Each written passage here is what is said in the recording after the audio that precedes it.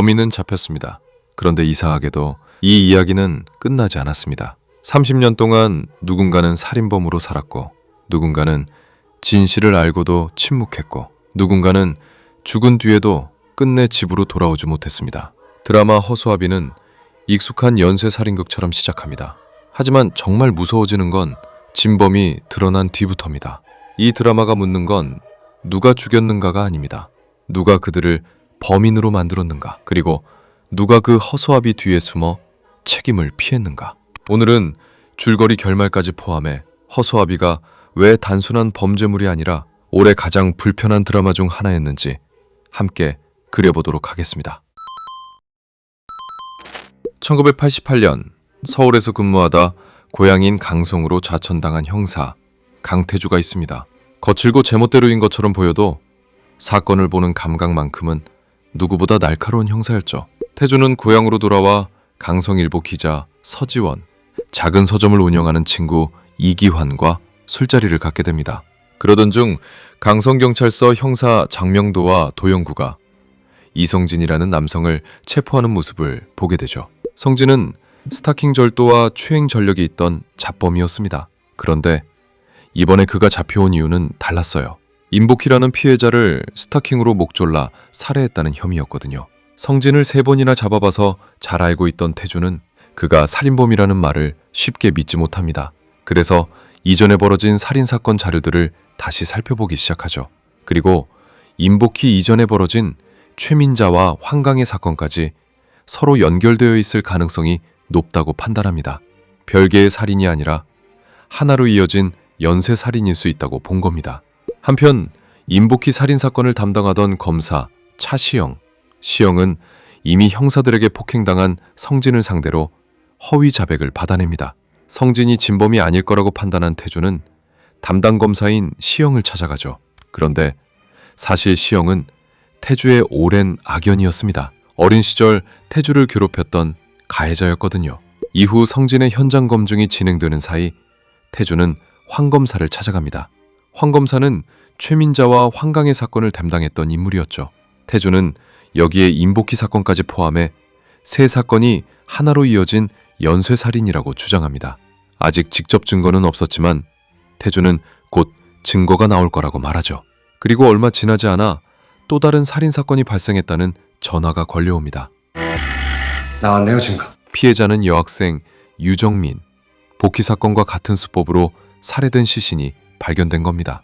결국 성진의 현장 검증은 중단됩니다. 이제 그가 진범이 아닐 가능성이 조금씩 드러나기 시작한 거죠. 그렇게 사건은 총 4건의 연쇄살인으로 공식화됩니다. 그리고 사건은 황 검사가 중심이 된 통합수사로 넘어가게 되죠. 정린이 살해되던 그날 밤, 정린은 친구 김민지와 함께 강성문고에 들렀습니다. 이후 집으로 돌아가는 길에 정린은 민지를 먼저 보내줍니다. 그때 민지는 길가에 서 있던 허수아비 하나를 봤지만 대수롭지 않게 넘겼죠. 그런데 민지가 다시 뒤를 돌아봤을 때 자신을 지켜봐주겠다던 정린은 이미 사라져 있었습니다. 이후 민지를 조사하던 태주는 그 허수아비가 단순한 허수아비가 아니었다는 사실을 알아차립니다. 범인은 허수아비처럼 위장한 채 길가에 숨어 있었고 피해자들은 그를 사람으로 인식하지 못해 경계하지 않았던 겁니다. 본격적으로 조사를 시작한 태주. 그러던 중 한 달 전쯤 박애숙이라는 여성이 납치당했다가 도망친 일을 알게 됩니다. 당시 애숙은 손이 뒤로 묶인 상태였는데 그 손을 묶고 있던 건 밧줄이 아니라 손수건이었죠. 애숙은 범인에게 붙잡힌 뒤 스타킹이 가방 안에 있다고 거짓말을 했고 범인이 그 가방을 찾으러 간 사이 가까스로 도망쳤죠. 애숙의 증언을 통해 태주는 범인이 마른 체격에 평범한 키를 가진 남자이며 손이 보드라워 여자 손처럼 느껴졌다는 사실을 알게 됩니다. 게다가 애숙의 가방 역시 사라진 상태였죠. 한편 민지는 정민이 주문해뒀던 참고서를 찾으러 강성문고를 찾아갑니다. 그곳은 태주의 친구 기환이 운영하고 그의 동생 이기범이 함께 일하던 서점이었습니다.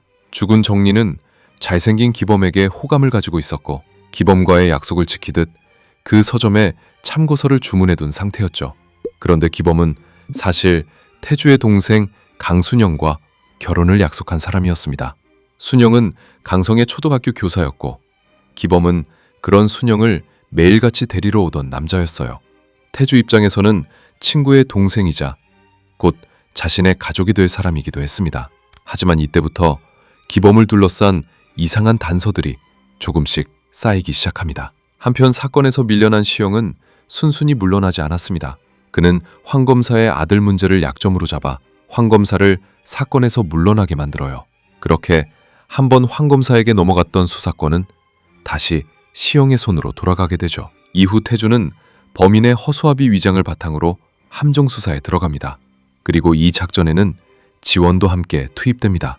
그날 밤 범인의 뒤를 쫓던 태주는 이미 범인에게 당한 피해자를 발견합니다. 그리고 그 순간 지원도 범인의 다음 타깃이 될 수 있다고 판단하죠. 그 사이 지원은 정말로 범인과 마주치게 됩니다. 지원은 공격당하기 직전 카메라로 범인의 모습을 찍는데 성공해요. 사진은 흔들려 있었고 범인의 얼굴도 선명하게 드러나지는 않았습니다. 하지만 지원은 그 사진만으로도 범인을 압박할 수 있다고 판단하죠.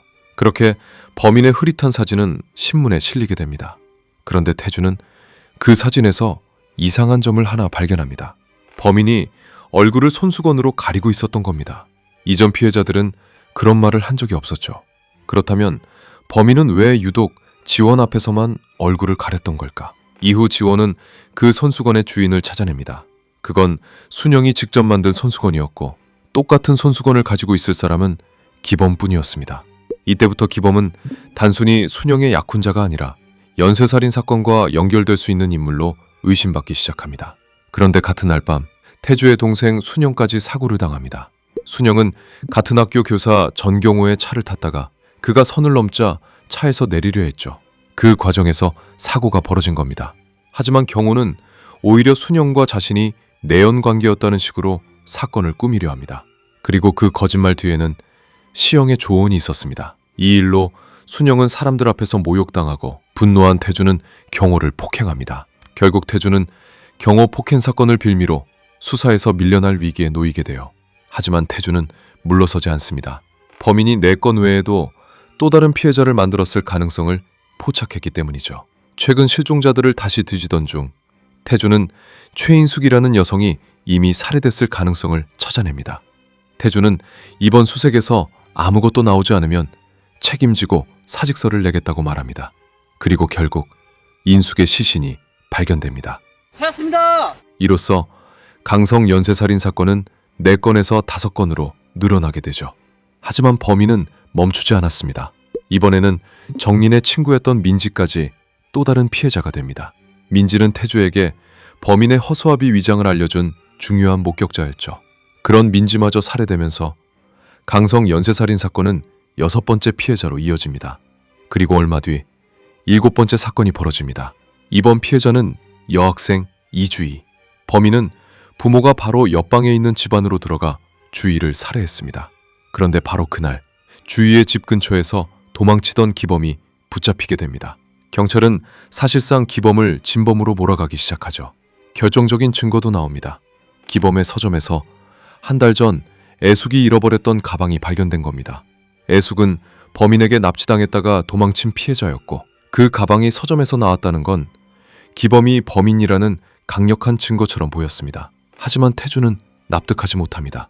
인숙이 실종된 날 기범은 태주와 함께 찍힌 사진 속에 있었기 때문입니다. 즉 적어도 인숙 사건만큼은 기범이 저지를 수 없었습니다. 서점에서 나온 가방은 기범을 가리키고 사진은 기범의 알리바이를 증명하는 상황. 그때 태주는 한 가지 가능성을 떠올립니다. 만약 기범이 아니라면 서점과 집을 자유롭게 드나들 수 있고 기범의 물건을 이용해 그를 범인처럼 보이게 만들 수 있는 사람.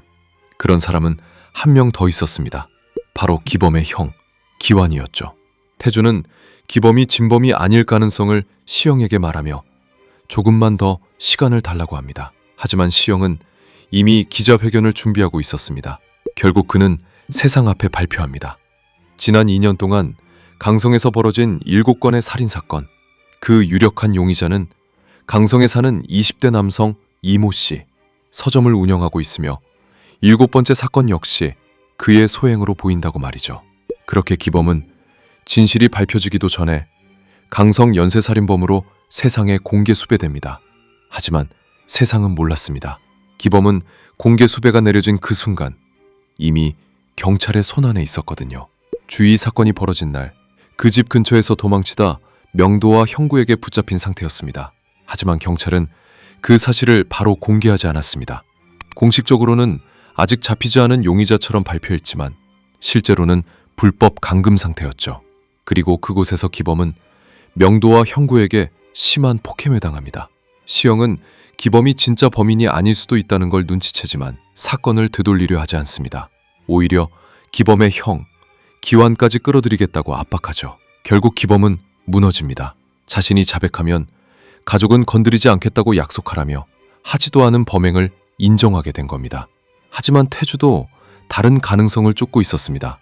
그는 범인에게서 나온 채모를 방사성 동위원소 검사에 맡깁니다. 그 결과가 금속을 다루는 환경에서 일하는 사람과 가깝다는 사실을 알게 되죠. 그리고 이 조건에 맞는 인물이 있었습니다. 농기구 수리점에서 일하던 기범의 친구 임성만이었습니다. 성만은 어릴 적 소아마비로 다리가 불편한 사람이었지만 주의 사건 당일 사건 현장 근처에 있었습니다. 결국 수사는 기범에서 성만 쪽으로 옮겨가고 성만은 7번째 사건인 주의 살인사건의 용의자로 체포됩니다. 성만이 범인으로 몰리면서 기범은 일단 연쇄살인범이라는 누명에서 풀려나게 됩니다. 하지만 이미 너무 늦었습니다. 며칠 동안 감금돼 폭행당한 기범의 몸은 돌아올 수 없을 만큼 망가져 있었거든요. 풀려난 기범을 데리러 온 사람은 그의 형, 기완이었습니다. 기완은 동생을 차에 태우고 집으로 데려가려 하지만 기범은 그 차 안에서 숨을 거둡니다. 그런데 시영은 이 죽음마저 책임지지 않습니다. 오히려 명도와 형구를 이용해 태주를 기범을 폭행한 가해자로 만듭니다. 태주는 기범을 구하려 했던 사람이었지만 순식간에 기범을 죽음으로 몰고 간 사람으로 몰리게 되죠. 한편 성만 역시 빠져나갈 수 없는 상황에 놓입니다. 경찰과 검찰은 그를 강성 연쇄살인 전체의 진범으로 몰아가려 했습니다. 명도와 형구는 성만을 고문하고 잠도 재우지 않은 채 자백을 강요합니다. 성만은 글도 제대로 쓰지 못하는 사람이었지만 경찰은 그에게 자필 진술서까지 쓰게 만들죠. 결국 성만은 자신이 하지도 않은 범행을 인정하게 됩니다. 기범이한테 미안하면 이제라도 뉘우치고 벌 받아. 한 번은 기범이, 이번에는 성만이었습니다. 강성 연쇄살인 사건은 또다시 진짜 범인이 아닌 사람에게 씌워지고 있었던 겁니다. 하지만 얼마 뒤 이 거짓말에도 균열이 생깁니다. 성만이 붙잡혀 재판을 받던 중 무언에서 또 다른 살인 사건이 발생한 겁니다. 그런데 그 시신에는 언론에 공개된 적 없는 강성 연쇄살인범만의 특징이 그대로 남아 있었습니다. 부검인은 재판에 나와 무언 사건 역시 동일범의 소행이라고 증언합니다. 이 말은 곧 성만이 강성 연쇄살인범일 수 없다는 뜻이었죠. 그럼에도 시영은 물러서지 않습니다. 하지만 무언 사건 때문에 성만을 연쇄살인 전체의 범인으로 몰아가기는 어려워집니다. 그러자 시영은 방향을 바꿉니다. 7번째 사건인 주의 사건만큼은 성만의 범행으로 밀어붙이려 합니다. 그렇게 성만은 강성 연쇄살인 전체의 범인은 아니더라도 7번째 사건의 범인이라는 누명을 쓰게 되죠. 그러는 사이 또 하나의 비극이 벌어집니다. 순영이 아끼던 제자 8살 아이 윤혜진이 실종된 겁니다. 혜진은 학교를 마치고 집으로 돌아가던 길에 사라졌고 마지막으로 혜진을 본 사람은 담임 선생님이었던 순영이었습니다. 태주는 이 사건 역시 연쇄살인범과 관련이 있을 수 있다고 생각합니다. 하지만 강성경찰서는 제대로 수사하지 않았습니다. 이미 성만을 잡았고 경찰과 검찰은 표창까지 받은 상황이었기 때문이죠. 만약 혜준의 시신이 발견된다면 성만이 진범이라는 발표는 무너질 수밖에 없었습니다. 그리고 결국 태호는 태주에게 충격적인 사실을 털어놓습니다. 혜준은 이미 죽어 있었고 그 시신을 경찰이 묻었다는 것이었습니다. 시영과 명도 형구는 잠깐 덮어두고 진범을 잡으면 된다는 말로 아이의 시신을 숨기기로 결정해요. 막내였던 태호는 명령을 거부하지 못했고 그 일에 가담하고 말았죠. 하지만 태호는 죄책감에 시달립니다. 그래서 수색 첫날 혜진의 시신을 다시 꺼내 원래 자리로 돌려놓으려 했습니다. 그런데 시신은 이미 사라진 뒤였습니다. 누군가가 먼저 가져간 것이죠. 태주는 그 말을 듣고 무너집니다. 이제 이 사건은 단순히 연쇄살인범을 잡는 문제가 아니었습니다. 경찰과 검찰이 진실을 덮었고 무고한 사람들은 범인으로 몰렸고 죽은 아이의 시신마저 가족에게 돌아가지 못했습니다.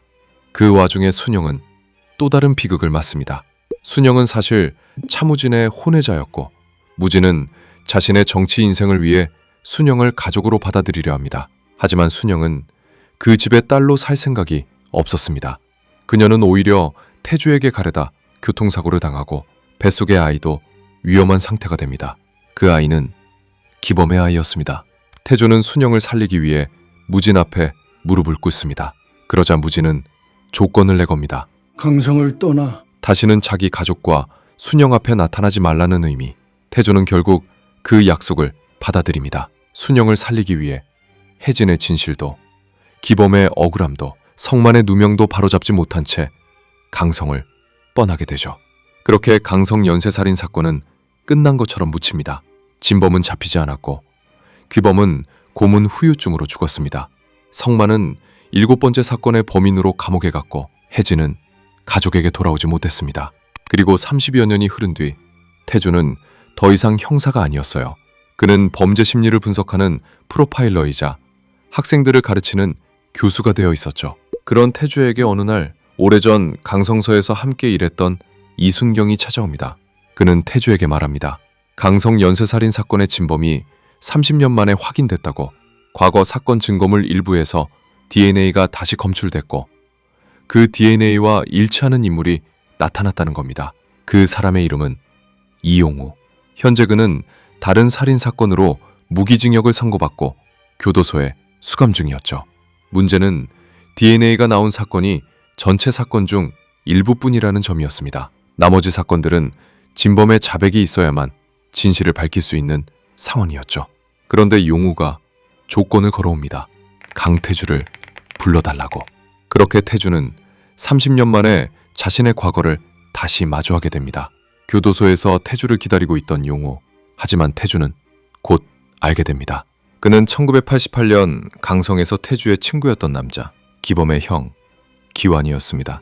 그 사람이 지금은 용우라는 이름으로 살아가고 있었던 겁니다.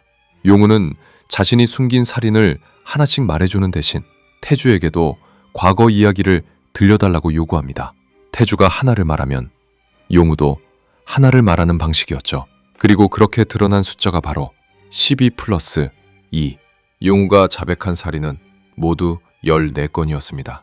그중 12건은 온전히 자신의 범행, 하지만 나머지 2건은 달랐습니다. 바로 성만 사건과 혜진 사건이었죠. 그 사건들에는 용우 말고도 다른 가해자들이 있었습니다. 성만을 범인으로 만든 사람들, 혜진의 시신을 숨긴 사람들, 그리고 그 모든 일을 덮어두고 30년 동안 아무 일 없던 것처럼 살아간 사람들. 태주는 그 숫자의 의미를 알아차립니다.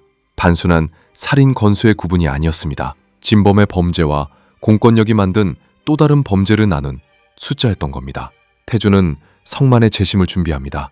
30년 전 7번째 사건 주의 살인 사건의 범인으로 몰렸던 성만. 그는 20년을 감옥에서 보냈고 출소한 뒤에도 살인자라는 낙인을 안고 살아야 했습니다. 태주는 그를 찾아가 말합니다. 진범이 7차 사건도 자기 짓이라고 자백했다고. 성만은 그 말을 듣고 무너집니다. 하지만 늦었더라도 이제라도 바로잡아야 했죠. 한편 이 소식은 국회의원이 된 시영에게도 전해집니다. 그는 30년 전 사건이 다시 열리는 것을 절대 원하지 않았습니다. 재심이 열리면 기범의 불법 체포와 고문, 성만의 허위 자백, 혜진 시신 은폐까지 모두 드러날 수 있었기 때문이죠. 그래서 시영 쪽은 용우의 자백을 과시욕으로 몰아가려 합니다. 하지만 태주는 용우에게 법정에 서라고 말합니다. 용우 역시 세상의 진범으로 보이고 싶다는 욕망 때문에 그 제안을 받아들입니다. 다만 조건이 있었습니다. 내 조카 그 아이를 만나게 해줘. 그 조카는 바로 차영범이었습니다. 영범은 순영의 아들이자 현재 지원이 센터장으로 있는 노이즈컷에서 일하는 기자였고 외삼촌인 시영을 아버지처럼 따르던 인물이었습니다. 하지만 그의 진짜 아버지는 30년 전 연쇄 살인범으로 몰렸다가 죽은 기범이었습니다. 영범은 성만을 취재하던 과정에서 자신의 아버지가 교통사고가 아니라 고문 피해로 죽었다는 사실을 알게 됩니다. 하지만 시영은 진실을 말하지 않고 오히려 태주가 기범을 죽인 사람이라고 말합니다. 영범은 태주를 찾아가 따집니다. 정말 당신이 내 아버지를 죽인 게 맞냐고. 태주는 아니라고 말하지 않습니다. 자신이 직접 죽인 것은 아니었지만 기범을 구하지 못했고 진실을 바로잡지도 못했기 때문이면서 영범의 세상을 지켜달라는 순영의 부탁 때문이었죠. 그런데 얼마 뒤 진짜 진실이 세상에 공개됩니다. 지원이 용우를 인터뷰한 보도가 나가면서 혜진 사건의 숨겨진 진실이 드러난 겁니다. 용우는 자신이 8살 아이 혜진을 죽였다고 말합니다. 그런데 한 달이 지나도 시신이 발견됐다는 말이 나오지 않았죠. 그래서 같은 장소에서 다시 범행을 저지르려 했는데 그곳에서 누군가 자신이 죽인 아이를 땅에서 파내고 있었다고 말합니다. 지원은 이 진술을 바탕으로 과거 사건을 다시 추적합니다. 그리고 혜진의 시신을 옮긴 사람들이 성만 검거로 표창을 받은 자들이었다는 사실을 밝혀내죠. 장명도, 도영구, 박대호, 차준혁, 그리고 차시영 이름들이 하나씩 드러납니다. 이제 시영은 피할 수 없는 상황에 몰립니다. 영범도 마침내 진실을 알게 됩니다. 순영은 아들에게 모든 것을 말합니다.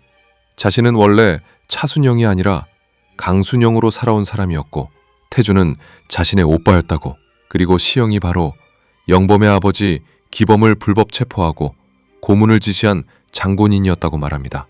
영범은 무너지지만 동시에 시영에게 마지막 기회를 줍니다. 잘못한 건 잘못했다고 인정하고 성만과 혜진의 가족에게 사죄하라고 말이죠. 하지만 시영은 끝내 그 마지막 기회를 발로 찹니다. 그리고 마침내 성만의 재심 재판이 열리고 성만은 며칠 동안 잠을 자지 못했으며 글도 제대로 쓰지 못하는 자신에게 누군가 미리 써놓은 진술서를 따라 쓰게 했다고 증언합니다. 태주 역시 증인으로 섭니다. 그는 30년 전 자신이 의뢰했던 방사성 동위원소 검사가 DNA처럼 범인을 특정할 수 있는 검사가 아니었다고 인정합니다. 기껏해야 생활 환경 정도로 추정할 수 있는 검사였고 그걸 직접 증거처럼 사용한 것은 자신의 판단 착오였다고 말하죠. 그리고 성만에게 진심으로 사죄합니다. 여기서 과거 성진 역시 경찰에게 고문당해 허위 자백을 했다는 사실도 드러납니다. 성진은 자신을 고문한 사람들이 명도와 형구였다고 직접 지목합니다. 그리고 마지막으로 진범 용우가 증인으로 섭니다. 그는 7번째 사건, 주의 살인 사건의 현장을 구체적으로 묘사합니다. 대문으로 들어가 어디에 숨어 있었는지, 문의 구멍을 뚫고 안을 들여다본 일, 방 안의 구조와 아이의 위치까지 하나씩 말하죠. 보고서와 일치하는 진술이 이어지자 검찰이 주장하던 과시욕에 의한 허위 자백은 힘을 잃습니다. 결국 성만은 30년이 지나서야 무죄를 선고받습니다. 하지만 모든 것이 끝난 것은 아니었습니다. 성만은 무죄를 받았지만 그가 잃어버린 20년은 돌아오지 않았습니다. 기범은 이미 죽었고 혜진은 가족에게 돌아오지 못했습니다. 그리고 혜진 사건의 가해자들은 공소시효가 지났다는 이유로 아무도 처벌받지 않습니다. 영범은 시영 곁을 떠납니다. 그동안 키워주시는 애 잊지 않겠습니다. 앞으로 기자 차영범으로 찾아뵙죠. 시영은 정치인으로서도 가족 안에서도 더 이상 이전처럼 버틸 수 없는 사람이 됩니다. 하지만 이 결말은 완전한 처벌로 끝나지 않습니다. 누군가는 무죄를 받았고 누군가는 진실을 알게 되었고 누군가는 무너졌지만 가장 오래 묻혀있던 죄든들은 법적으로 다 처벌되지 못합니다. 그래서 태주는 용우에게 말합니다. 그 시절 말이야. 허수아비는 자네를 잡겠다고 쫓다 보니 내가 허수아비가 돼 있더라고. 자네도 나도 그들도 우리 모두 허수아비였다고. 이제라도 정신 차리고 사람 구실 좀 해보겠다는 거야. 그리고 마지막 태주와 지원은 생각합니다. 만약 강성에 그런 일이 없었다면 우리는 어떤 모습으로 살고 있었을까? 하지만 그들이 잃어버린 삶은 끝내 돌아오지 않았습니다. 그렇게 허수아비는 범인을 잡는 이야기로 끝나지 않습니다. 진실을 알게 된 사람들이 뒤늦게라도 사람으로 돌아가려는 이야기로 끝을 맺습니다. 자, 이렇게 드라마 허수아비의 줄거리를 쭉 그려봤습니다. 사실 이 작품을 보기 전에는 걱정이 좀 있었습니다. 1980년대 시골 마을, 스타킹으로 목이 졸린 여성 피해자들, 강압수사와 허위자백, 그리고 30년 뒤 다시 드러나는 진실. 이 정도만 들어도 자연스럽게 떠오르는 작품들이 있죠. 살인의 추억, 시그널, 터널. 이미 한국 범죄물에서 여러 번 다뤄진 소재이기 때문에 자칫하면 또 이 이야기야 라는 피로감이 먼저 올 수밖에 없습니다. 그런데 저는 허수아비를 보면서 생각보다 살인의 추억이 많이 떠오르지는 않더라고요. 이게 단순히 작품이 더 뛰어나다는 뜻은 아닙니다. 두 작품이 바라보는 방향이 다르기 때문이죠. 살인의 추억이 잡히지 않은 범인을 쫓는 시대의 무력감을 그렸다면 허수아비는 이미 진범이 밝혀진 뒤에도 끝나지 않은 사람들의 시간을 다룹니다. 그러니까 이 드라마는 범인을 쫓는 이야기처럼 출발하지만 점점 그 범인을 놓친 시간 동안 무너져간 사람들의 이야기로 방향을 바꿔요. 이 지점에서 허수아비는 꽤 영리합니다. 만약 이 작품이 진범 한 명만 가지고 이야기를 끌고 갔다면 실화 모티브를 빌린 익숙한 추리극에 머물렀을 가능성이 큽니다. 그런데 드라마는 강성이라는 지역 안에서 하나의 사건 때문에 서로 다른 인물들의 인생이 어떻게 얽히고 무너지는지를 차곡차곡 쌓아갑니다. 각각 인물들은 단순히 사건 옆에 놓인 조연들이 아닙니다. 각자 이 사건의 피해자이기도 하고 방관자이기도 합니다. 어떤 순간에는 가해자에 가까운 선택을 하기도 하죠. 그래서 이 드라마는 인물 하나하나를 따라가며 보여줍니다. 한 시대가 사람을 어떻게 피해자로 만들고 또 어떤 순간에는 가해자에 가까운 자리까지 밀어넣는지를요. 저는 이게 허수아비의 가장 큰 장점이라고 생각합니다. 이미 아는 시가적 모티브를 가져왔지만 강성이라는 작은 지역 안에 인물들의 관계를 촘촘하게 쌓으면서 익숙한 사건을 다시 보게 만들거든요. 결국 이 드라마는 연쇄살인범을 찾는 이야기라기보다 하나의 사건이 한 지역의 사람들을 어떻게 망가뜨렸는지 보여주는 이야기였습니다. 이 작품에서 특히 인상적이었던 건 진범 공개 타이밍이었습니다. 대부분의 범죄 추리극은 마지막까지 범인의 정체를 감추려 하죠. 과연 누가 범인인가? 이 질문 하나로 시청자를 끌고 가는 것이 장르의 기본 문법이니까요. 그런데 허수아비는 이 문법을 끝까지 끌고 가지 않습니다. 중반 이후 드라마는 진범의 실체를 비교적 빠르게 드러냅니다. 이 선택은 꽤 과감해요. 잘못하면 긴장감이 한순간에 빠질 수도 있기 때문이죠. 하지만 허수아비는 범인을 드러낸 뒤에 오히려 질문을 바꿔버립니다. 누가 범인인가에서 왜 30년 동안 잡지 못했는가로요. 그리고 이 두 번째 질문이 훨씬 더 무섭습니다. 범인은 늘 가까운 곳에 있었습니다. 평범한 얼굴을 하고 사람들 사이에 섞여 있었죠. 그런데도 그는 잡히지 않았습니다. 단순히 과학 수사가 부족해서만은 아니었습니다. 경찰은 진짜 범인을 찾는 대신 가장 쉽게 범인으로 만들 수 있는 사람을 찾고 있었으니까요. 그래서 허수아비는 진범이 밝혀진 뒤에도 힘이 빠지지 않습니다. 오히려 그때부터 진짜 이야기가 시작돼요. 살인마가 누구였는지보다 그 살인마를 놓친 시간을 메우기 위해 누가 대신 범인으로 세워졌는지가 더 중요해지기 때문입니다. 이 구조 덕분에 허수아비는 익숙한 실화 모티브를 가지고도 단순한 재현에 머물지 않습니다. 범죄의 공포에서 출발해 수사의 폭력, 권력의 은폐, 그리고 30년의 미로 속에 갇힌 사람들의 삶으로 이야기를 넓혀갑니다. 그리고 이 작품에서 중요한 건 배우들의 연기였습니다. 범죄 스릴러 장르는 배우의 연기가 무너지는 순간 다른 장르보다 몰입감이 훨씬 빠르게 깨지거든요. 인물들은 계속 극단적인 상황에 놓이고 대사는 무겁습니다. 감정도 계속 벼랑 끝으로 몰리죠. 여기서 조금만 과하면 심파가 되고 조금만 부족하면 힘이 빠집니다. 그런데 허수아비는 이 균형을 배우들이 끝까지 붙잡고 갑니다. 박혜수는 태주를 단순한 정의로운 형사로 만들지 않습니다. 태주는 죄책감이 있는 인물입니다. 그는 과거에 틀렸고 누군가를 구하지 못했습니다. 자기 확신 때문에 또 다른 사람을 의심하기도 했죠. 그래서 이 인물은 사건을 해결하는 영웅이라기보다 자신이 망친 시간을 끝까지 끌고 가는 사람에 가깝습니다. 성만 앞에서 무너지는 장면이 강하게 남는 이유도 여기에 있어요. 그건 멋있는 주인공의 사과가 아니라 너무 늦게 도착한 사람의 사과처럼 보이거든요. 이준이 연기한 시영은 정반대에 있습니다. 시영은 끝까지 자신이 무너졌다는 사실을 인정하지 않으려는 인물입니다. 자신은 옳은 일을 했고 그 시대엔 어쩔 수 없었고 결과적으로 세상을 위해 필요했다는 식으로 스스로를 설득하죠. 그래서 시영이 무서운 건 악행을 저지르면서도 자신을 악인이라고 생각하지 않는다는 점입니다. 그는 괴물처럼 웃는 사람이 아닙니다. 너무 평범하게 자기 죄를 합리화하는 사람이죠. 그 평범함이 오히려 더 섬뜩합니다. 그리고 개인적으로 이 작품에서 가장 인상적인 캐스팅은 기환, 용우를 연기한 정문성이었습니다. 물론 이 배우가 등장하는 순간 드라마를 많이 본 시청자라면 어느 정도 눈치를 챌 수 있습니다. 저 배우를 이렇게만 쓰진 않겠지. 그런 의미에서는 추리의 재미가 조금 약해질 수도 있어요. 하지만 애초에 허수아비는 범인이 누군지 끝까지 숨기는 작품이 아닙니다. 범인과 얽힌 사람들의 비극을 장르 안에서 풀어내는 작품에 가깝죠.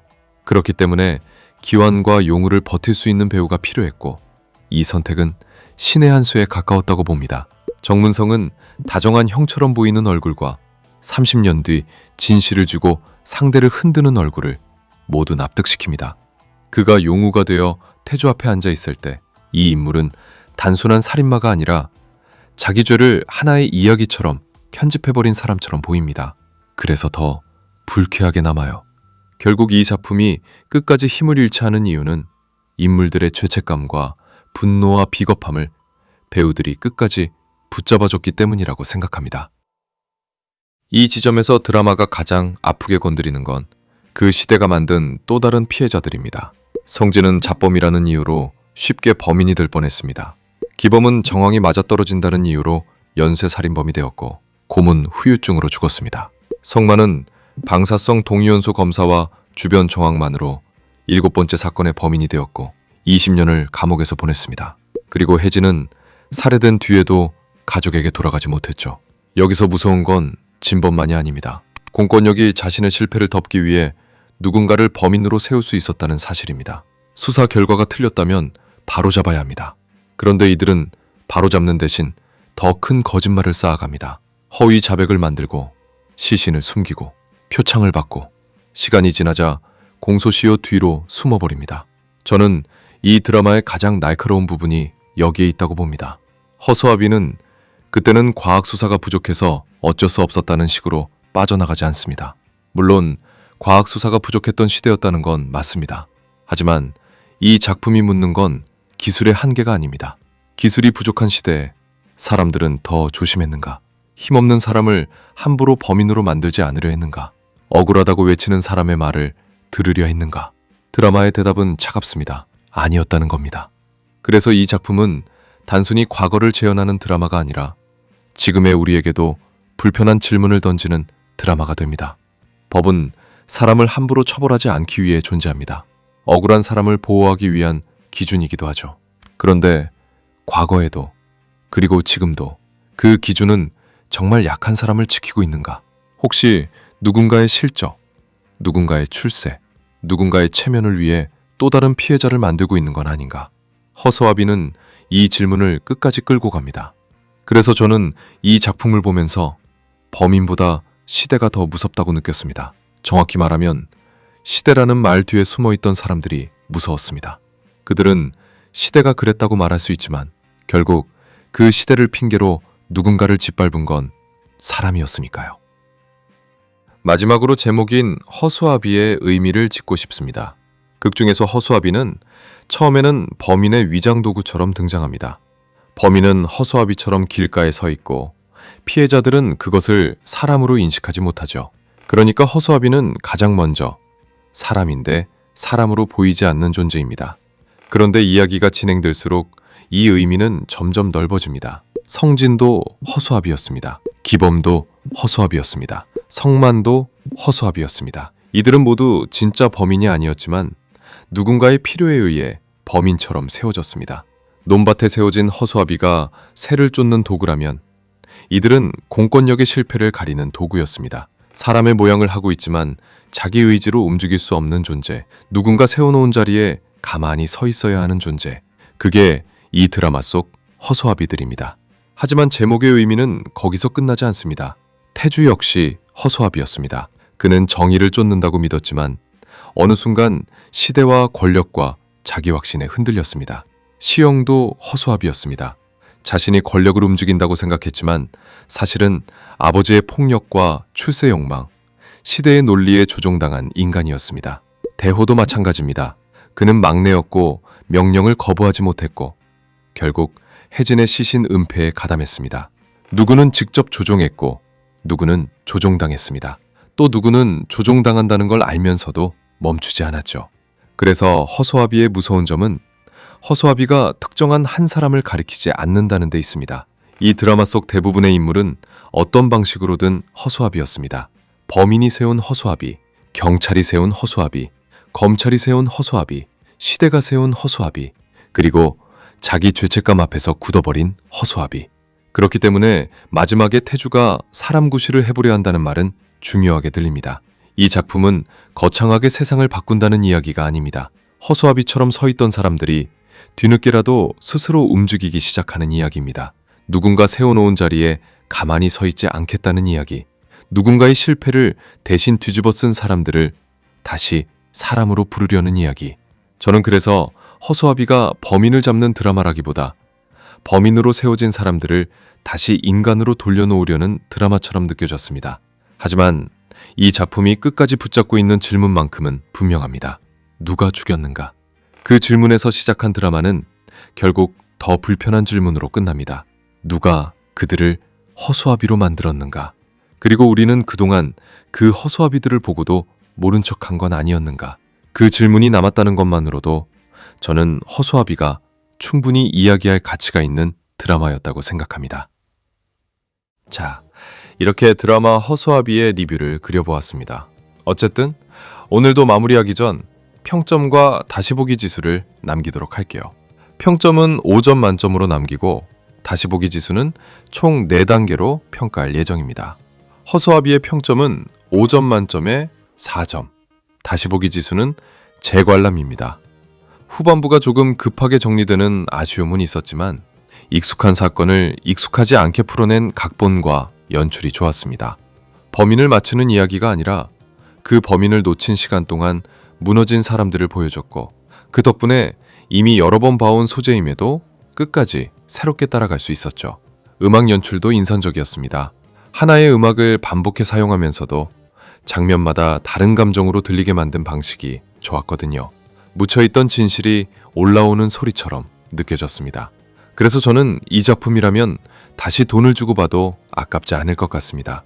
결말을 알고 다시 보면 인물들의 표정과 침묵이 더 다르게 보일 작품이니까요. 답답하고 무거운 드라마지만 그 불편함을 감수할 만큼 던지는 질문이 선명한 작품이었습니다. 오늘의 이야기를 들은 여러분들은 드라마 허수아비를 어떻게 보셨는지 자유롭게 댓글로 의견 남겨주세요. 그리고 얼마 전에 업로드한 멋진 신세계 중반부 리뷰 영상도 재미있으니까 꼭 한번 보시길 추천드리면서 저는 여기서 인사드리겠습니다. 구독과 알림 설정 눌러주시면 앞으로도 각종 영화 속 이야기로 계속 인사드리겠습니다. 지금까지 필름그린의 박그린이었습니다. 감사합니다.